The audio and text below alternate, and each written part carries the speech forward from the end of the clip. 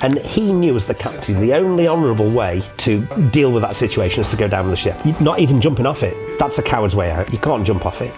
You certainly can't get in a lifeboat. Jumping off the Titanic and then climbing into the lifeboat as the captain and going, oh, it's terrible that the ship's going down, that's out of the question. That was going to be his last job and he was going to retire afterwards. So within 5 minutes, he went from thinking, this is my last job, I am retiring when I get to New York, I've made plenty of money, I've got an illustrious career behind me, and I've got the rest of my retirement. Within 5 minutes, he's got 2 hours left to live because he knows the ship's going down. When I hear that he lost his mind, I've got a little bit of sympathy with that. Apparently he froze. But think about it, 45 years at sea, you're about 10 days away from retirement, and half an hour ago you were told that the biggest ship in the entire world that you're responsible for is going to hit the ocean floor in an hour and a half, and you've got to be all compos mentis, have you? I think I'd be having a bad day.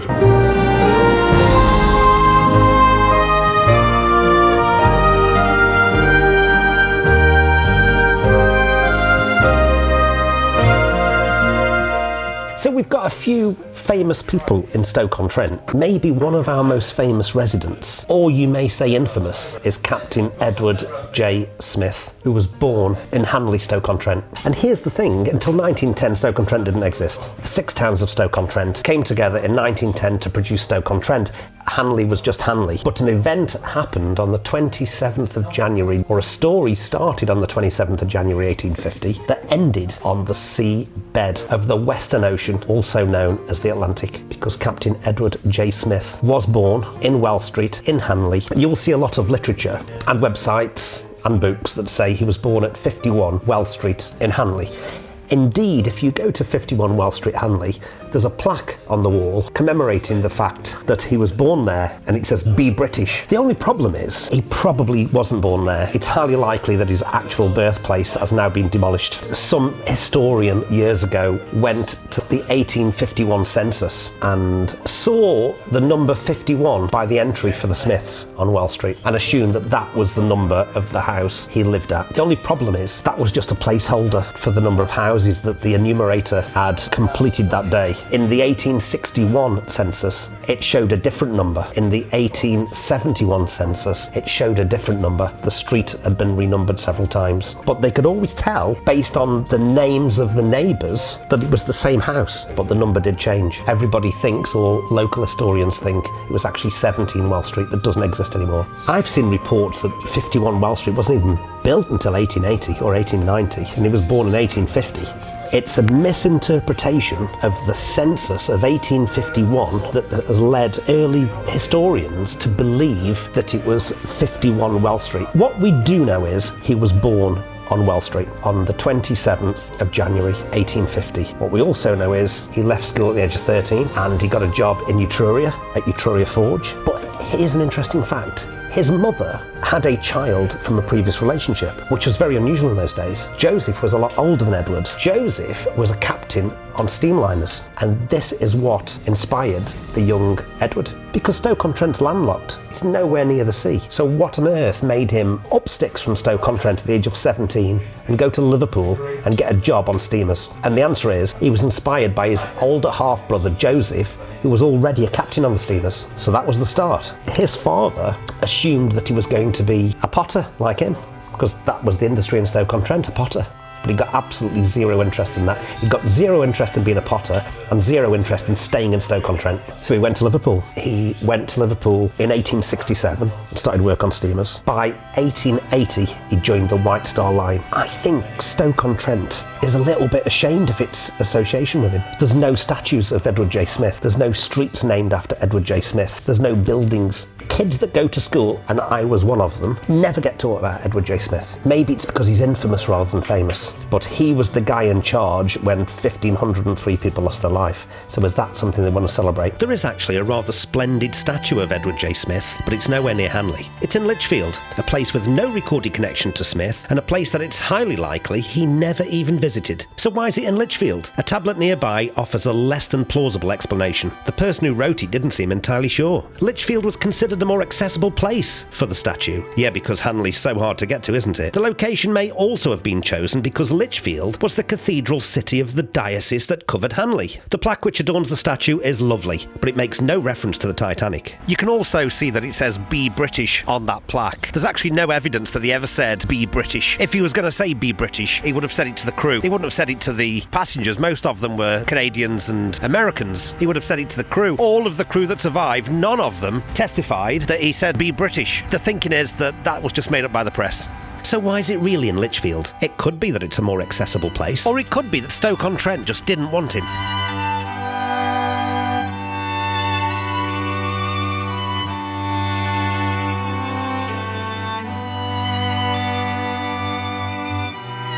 So if you come to Stoke-on-Trent, you won't notice any reference to Edward J. Smith, apart from something very special that came out of Stoke-on-Trent's association with Edward J. Smith, and that's the Titanic Brewery, and that's where we are now. We're in the Bull's Head in Burslem. Captain Smith, we don't really brag about him. He comes from Stoke-on-Trent, he's one of us. He's as famous as Robbie Williams, Stanley Matthews and Reginald Mitchell, but we don't talk about it. But there's the Titanic Brewery, that's where we're talking to you from now. I think rather ironically was started in his name, because we shouldn't really be celebrating it. He's at the bottom of the Atlantic with 1,503 people, so I suppose that's why we don't celebrate it. Most people in Stoke-on-Trent are really, really proud of the Titanic Brewery. If it wasn't for the Titanic Brewery, there'd be no real link between Stoke-on-Trent and Edward Smith. He was known as the millionaire's captain because he got quite a good bearing. He got his first Commodore position, captain's job, on his first steamer in 1887. He was 37. By 39, he'd had his first accident. A ship he was on ran aground in New York, following an incident in the boiler room where 3 people died. He'd only been a captain for 2 years, and he'd got 3 deaths on his hands, so that was a serious blot on his copybook. Despite that, he had a reputation as a safe pair of hands. The rich Canadians, the rich Americans, the rich British. Would you believe they travelled on ships and chose them not because of how opulent they were and not because of how convenient the timetables were? They quite often chose them because of who the captain was.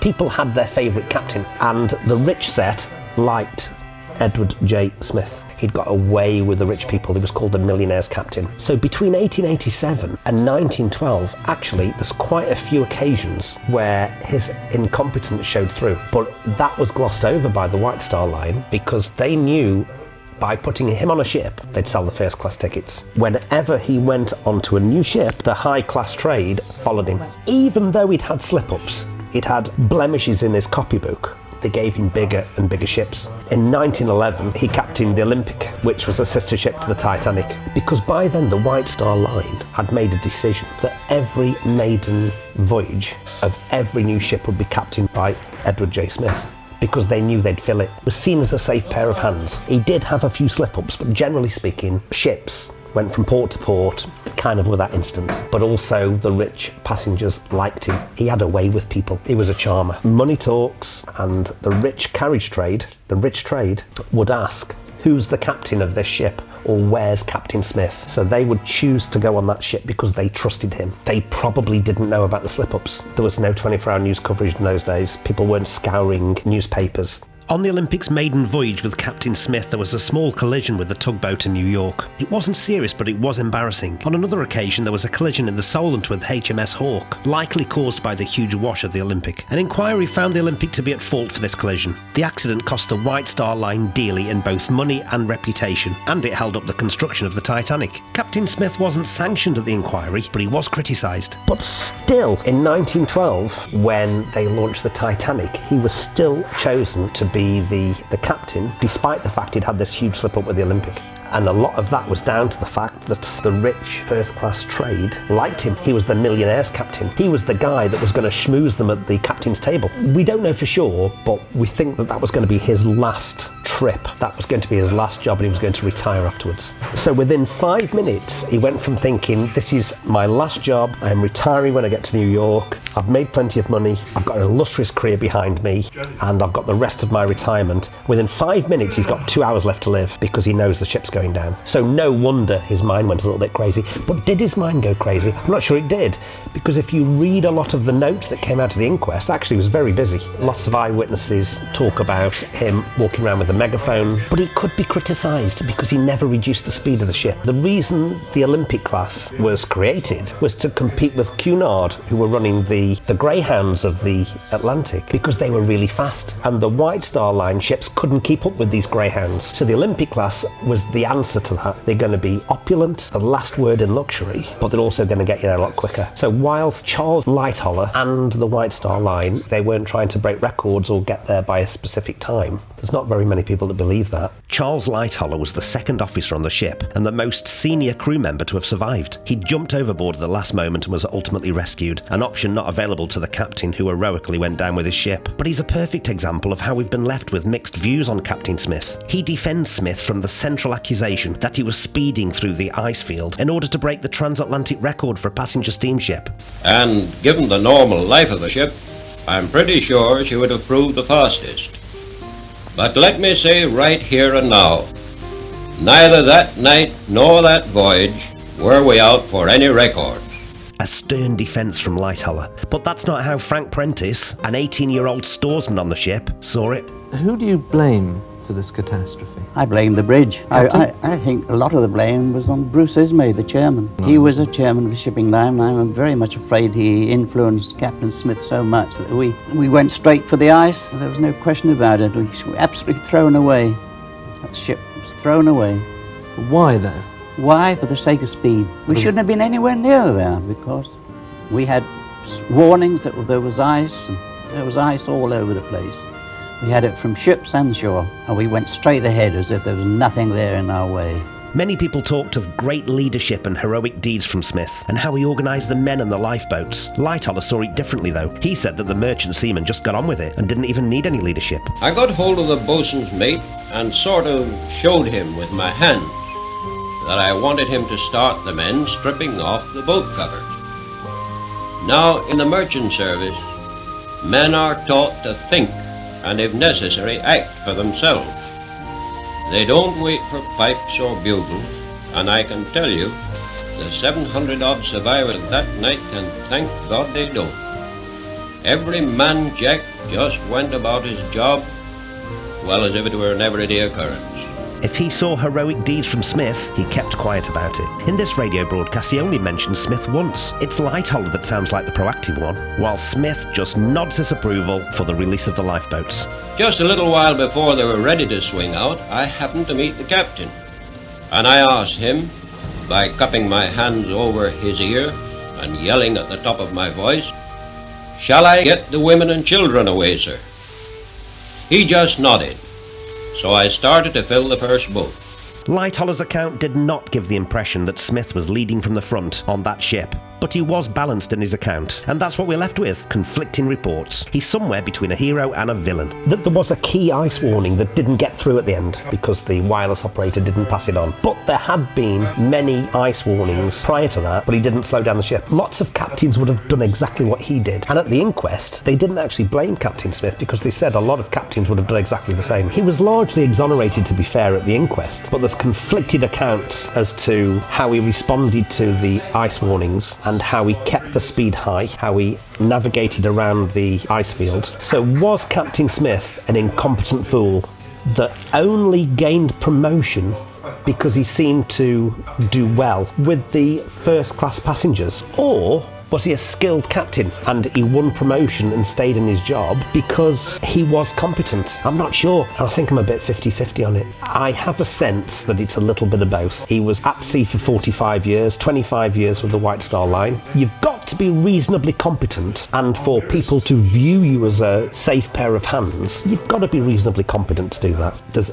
actually many conflicting accounts of his final few minutes. Did he go down with the ship? At the inquest, so many different versions of what happened to him came out. One version is he jumped into the water. Another version of events is that he heroically carried a baby and put it into the lifeboat and then jumped overboard. Another suggestion is that he walked to the bridge. There's quite a few people that said that that's what he did. He walked to the bridge and he was never seen again. In the Titanic film, that's what he does. He goes to the bridge, locks the doors, then the water comes in and he dies and goes down with the ship. That's what captains do. They've got to go down with the ship. He'd been on the sea for 45 years. And he knew as the captain, the only honourable way to deal with that situation is to go down with the ship. You're not even jumping off it. That's a coward's way out. You can't jump off it. You certainly can't get in a lifeboat. Jumping off the Titanic and then climbing into the lifeboat as the captain and going, oh, it's terrible that the ship's going down, that's out of the question. You've got to go down with the ship. I think he went down with the ship. I don't think he made any effort to get off the ship, is my personal view. That there are accounts that he shot himself. There are accounts that he completely lost his mind. When I hear that he lost his mind, I've got a little bit of sympathy with that. Apparently he froze. But think about it, 45 years at sea, you're about 10 days away from retirement, and half an hour ago you were told that the biggest ship in the entire world that you're responsible for is going to hit the ocean floor in an hour and a half, and you've got to be all compass mentis, have you? I think I'd be having a bad day. That would make me say some strange things. Stoke-on-Trent has redeemed itself. We have no statues, we have no roads named after Edward J. Smith. We're kind of a little bit embarrassed about him, I think. However, thanks to the Titanic Brewery, we have redeemed ourselves. Thank God for Titanic Brewery, because if it wasn't for the Titanic Brewery, we'll have lost all connection with Edward J. Smith and Stoke-on-Trent's connection with the Titanic and that very sad story. Most people in Stoke-on-Trent are proud of the Titanic Brewery, and I am as well. Let's say Frederick Fleet hadn't spotted the iceberg, and let's say the Titanic had run into it, and let's say the front of the Titanic was badly damaged but survived. The pub I'm in now would not be run by the Titanic Brewery. Think about that. That's the butterfly effect. And what of Captain Smith? I think he's been much maligned. You'll read one thing about Captain Smith and think, oh, he's all right. And then you'll read something else about Captain Smith and determine that he was an incompetent buffoon. I think he was liked by the rich passengers, but he probably wasn't the sharpest cookie in the box. But he's a Stokey.